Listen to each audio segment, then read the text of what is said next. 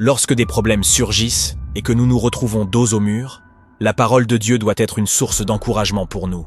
Elle doit être ce qui enflamme le feu de notre foi. Elle réanime notre espérance et notre croyance, afin que, peu importe ce que nous affrontons, malgré la taille de l'ennemi, quelles que soient les épreuves de notre vie, nous ayons une assurance divine et céleste, la parole de Dieu. Je vous invite à examiner de près l'Évangile selon Luc, chapitre 4. Jésus était dans le désert et fut tenté par le diable. Dans l'Évangile selon Luc, chapitre 4, versets 3 et 4, il est écrit « Le diable lui dit, « Si tu es fils de Dieu, ordonne à cette pierre qu'elle devienne du pain. » Jésus lui répondit « Il est écrit, « L'homme ne vivra pas de pain seulement, mais de toute parole de Dieu. » Au verset 5 à 7, le diable continue ses avances et offre à Jésus tous les royaumes du monde. Mais dans l'Évangile selon Luc, chapitre 4, verset 8, Jésus répond « Retire-toi de moi, Satan, car il est écrit « Tu adoreras le Seigneur, ton Dieu, et tu le serviras lui seul. » Le diable, audacieux, tente une troisième fois de séduire Jésus. Au verset 9, il l'emmène à Jérusalem et le place au sommet du temple en disant « Si tu es fils de Dieu, jette-toi d'ici en bas. » Mais encore une fois, Jésus répond dans l'Évangile selon Luc chapitre 4, versets 12 et 13. Il est dit « Tu ne tenteras point le Seigneur ton Dieu. » Après l'avoir tenté de toutes ses manières, le diable s'éloigna de lui jusqu'à un moment favorable. Comprenez ceci, le diable tenta Jésus 3 fois, et à chaque fois, Jésus répondit par la parole de Dieu.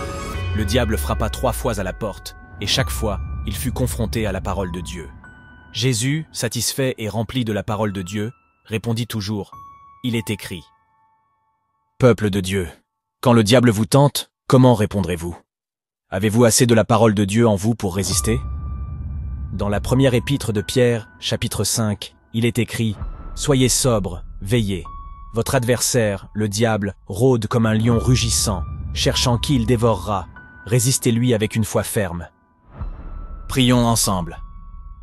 Seigneur Jésus, tu es grand et puissant. Je prie pour que ta parole soit gardée dans mon cœur. Aide-moi à vivre selon les principes et les commandements de ta parole. Je te demande que le Saint-Esprit rende ta parole vivante en moi.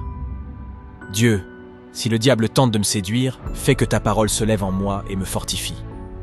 Si le diable essaie de m'attirer avec des richesses ou des gloires de ce monde, aide-moi à rester ferme sur ta parole. Je me tiens sur ta promesse dans la première épître aux Corinthiens. Aucune tentation ne vous est survenue qui n'ait été humaine, et Dieu qui est fidèle ne permettra pas que vous soyez tentés au-delà de vos forces.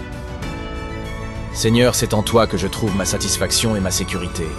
Si j'ai faim, tu es le pain de vie. Si j'ai soif, en toi je trouve des sources d'eau vive. Garde-moi fort, Seigneur Jésus. Aide-moi à rejeter les avances de Satan et à proclamer ta parole face au mal. Je me tiens sur ta parole dans le livre d'Ésaïe.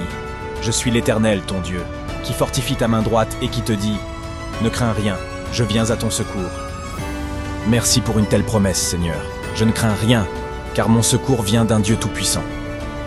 Je proclame aujourd'hui que je suis plus que vainqueur par le sang de Jésus-Christ. Béni sois-tu, Seigneur. Sois glorifié. Merci d'entendre ma prière. Au nom de Jésus-Christ. Amen.